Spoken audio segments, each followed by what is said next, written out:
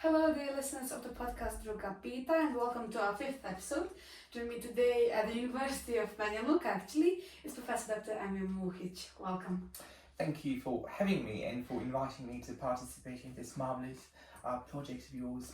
Thank you. So, firstly, I'd like to present you our topic. We would like to mainly focus on your journey to becoming the youngest PhD student, the youngest holder of a PhD in Bosnia and Herzegovina. So I'd like to ask you, what are some of your main ideas, or what were some of your main ideas that led you to getting a PhD so early on? Well, it is indeed a very interesting question that requires a bit of a sort of elaboration and a lengthy answer, but I'll do my best to cut it short. Pursuit of knowledge would be essentially what I wish to achieve. I wanted to learn more, and I didn't think of PhD as my ultimate goal. I thought that knowledge, the ideas, learning more was the main essence of it. Even in my BA studies, I was thinking, what could I do to enhance, to improve, to better, to perfect what I've already learned.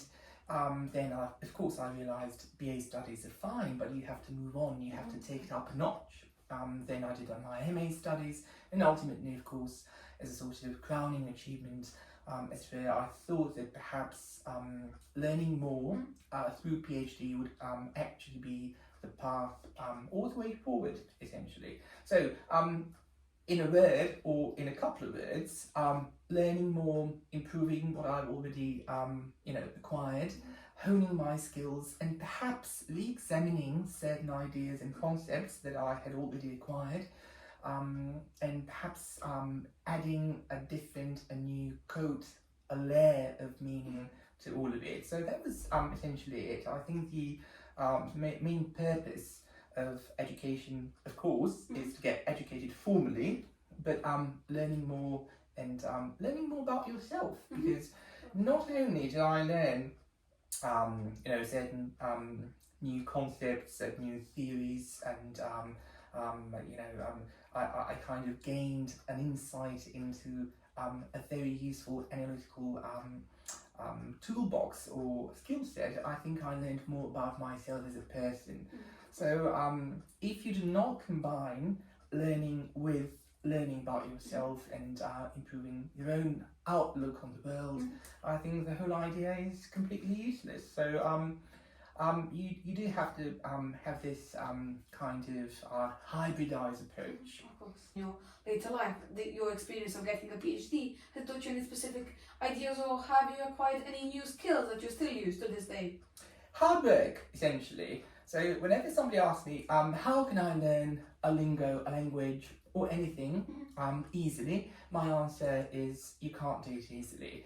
And I don't mean you have to suffer through it, I mean you really have to be committed. You have to, of course, if you don't love it, that is part of it. You have to fall in love with your pursuits, with your profession, with the whole idea of what you want to explore. But it did teach me that hard work does pay off. So if you're responsible, if you're on time, punctual, if you study hard, ultimately one day it will be seen as something positive and it will be recognised. So I think hard work indeed, I mean, I know this might sound a bit of a sort of cliche, but it does pay off, essentially. So there are no shortcuts. That would be another thing I would say. You can't do anything too quickly. If you rush through it, then it doesn't make any sense.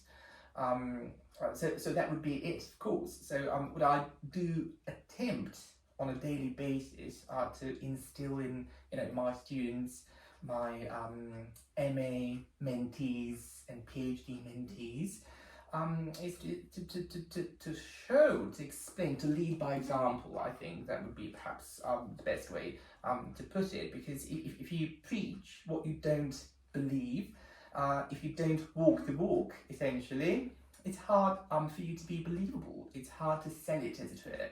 So you have to be authentic. So I would say hard work indeed, authenticity. You have to stick to your points and beliefs and your value system to the best of your ability. That would be the only avenue, from my perspective, to be genuine, to be, original, if that's the word. So, most surely during your career and during your studies, you came across many challenges. What were the main challenges you came across while studying English in all three levels? Well, I suppose they could be summed up in perhaps not living in a country where you have too many opportunities. At the time, of course, there are multiple opportunities, an abundance, a plethora of opportunities nowadays, but it wasn't that easy back then. And I, realise as I'm saying this, it appears that I studied eons ago. But I mean, it was harder, I don't know, 10, 15, even 20 years ago, because you didn't have all the resources you need that you can easily find nowadays. Of course, having Wi-Fi access, having different digital repositories and databases and so forth makes life a lot easier. So that was one of the sort of stumbling stones of the trip that I often tripped over, because I was looking for books essentially. So let's keep things simple.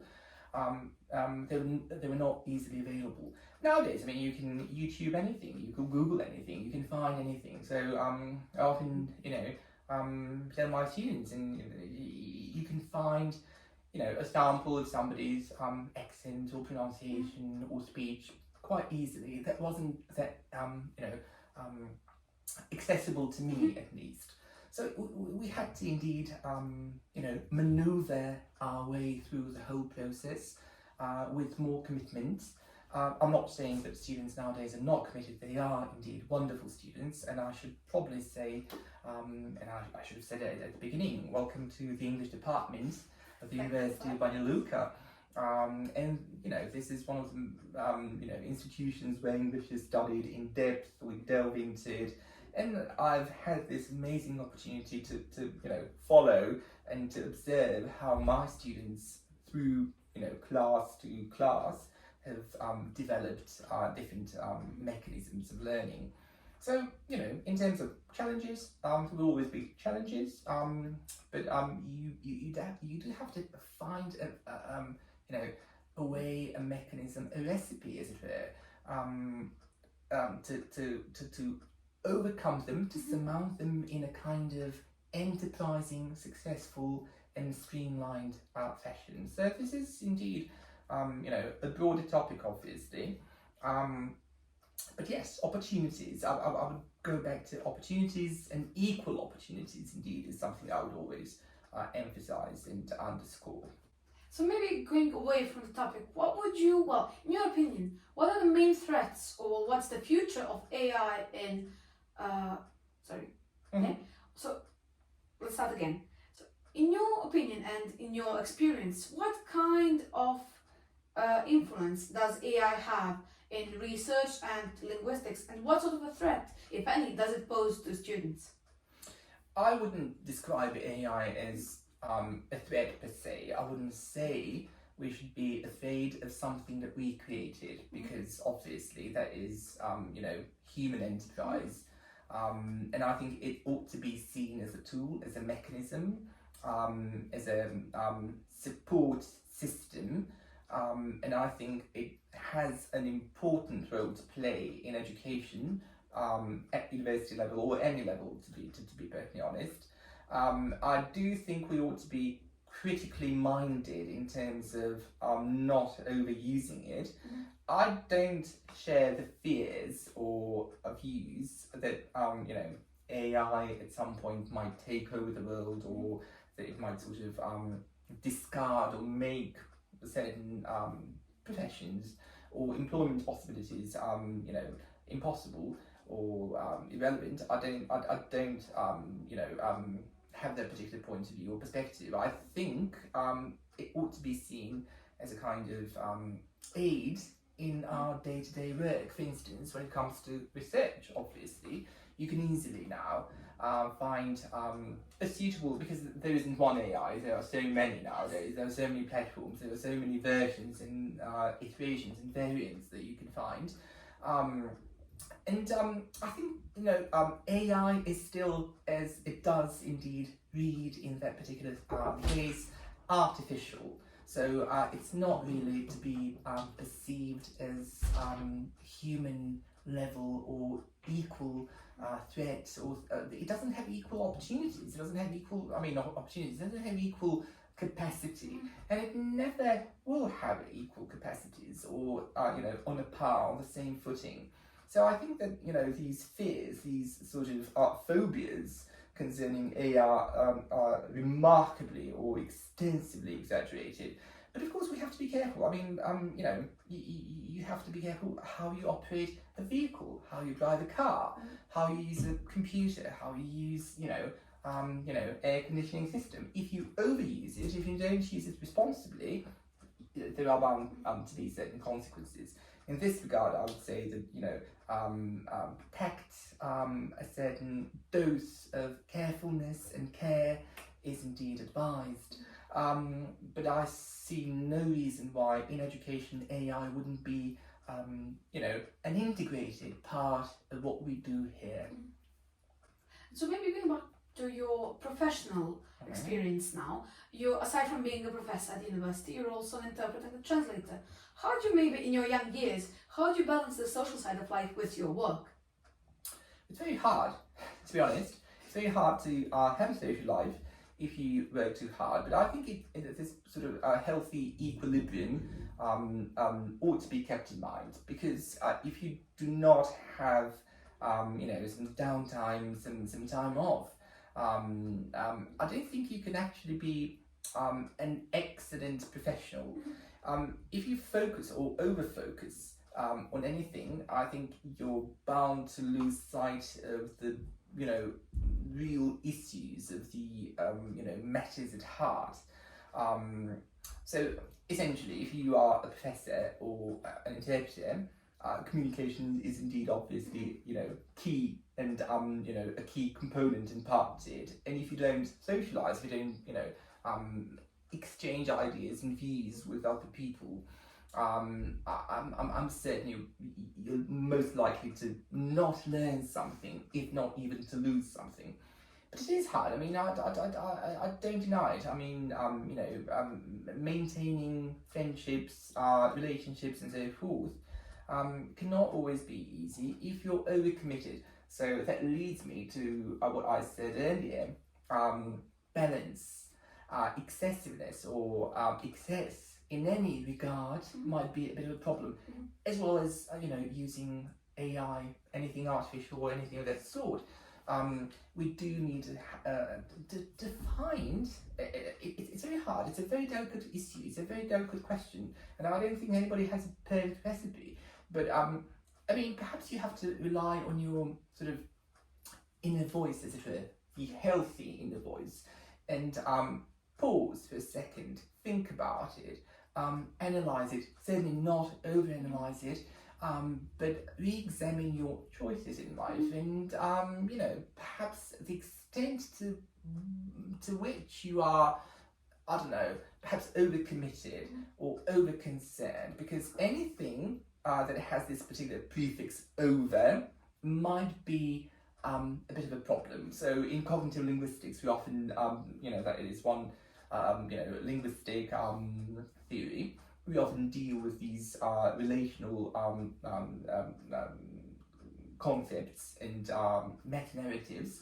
So excessiveness, as I mentioned before, or surplus, is always a bit of a problem. So deficit is bad, or inadequacy, but more of something could be indeed a bit of a problem. So balance, I suppose balance. And you have to think about it. At every stage in your life, you come to a point where you have to re-examine what you've done before and perhaps talk to people. I think communication is absolutely paramount in doing anything successfully.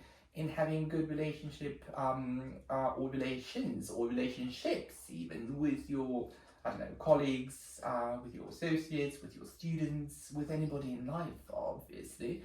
So I think it comes down to a very simple thing of asking what somebody else might think and taking that piece of information with you, taking it away from somebody and thinking about it carefully, not saying it only for the sake of being polite and courteous, but really listen to people.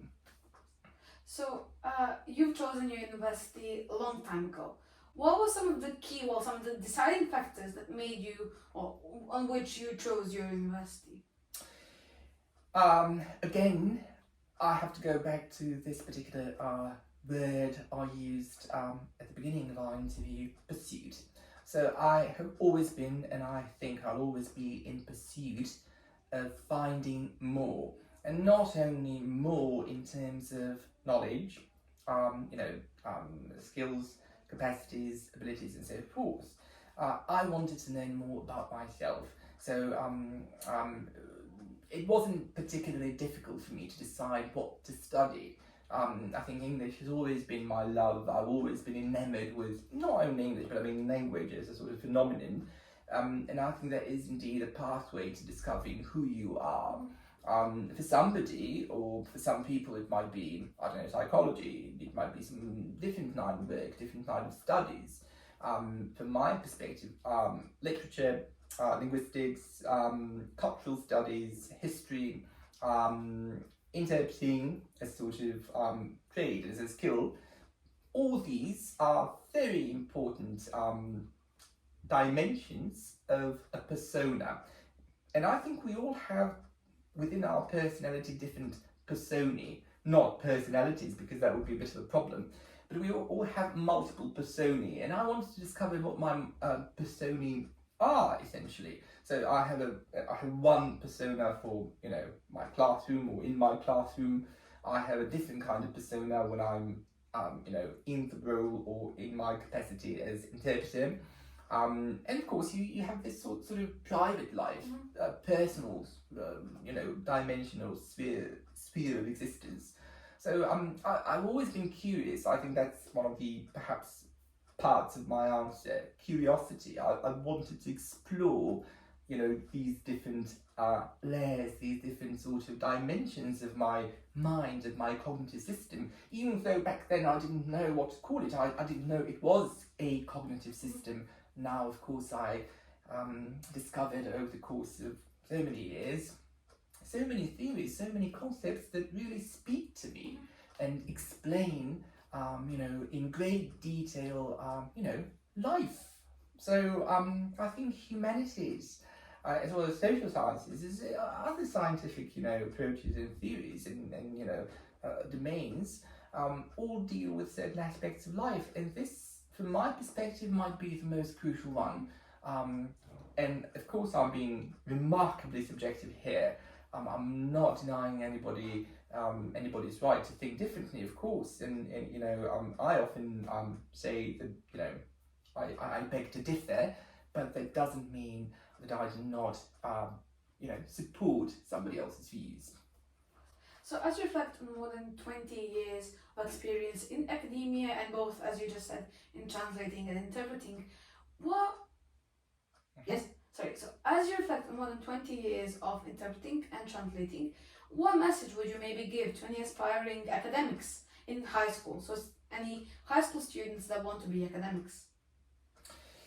Well, I suppose you have to start from thinking not too hard, but thinking carefully what speaks to you, what appeals to you. I think it's an awfully unhappy life if you pick or decide on something that you really don't like or love even. You don't have to love it, at least you have to like it. I do realise not everybody can choose. So this notion, this concept I mentioned before, opportunities, having, accessibility or access to something is remarkably important. So we have to bear in mind, we have to keep in mind, and we have to be mindful and sort of perhaps empathetic that not everybody has the same, level of access or opportunities. So if you do, however, think about it and how you want to integrate it. And I think that was a marvelous question on your part when you asked me how I combined my social life with my professional life.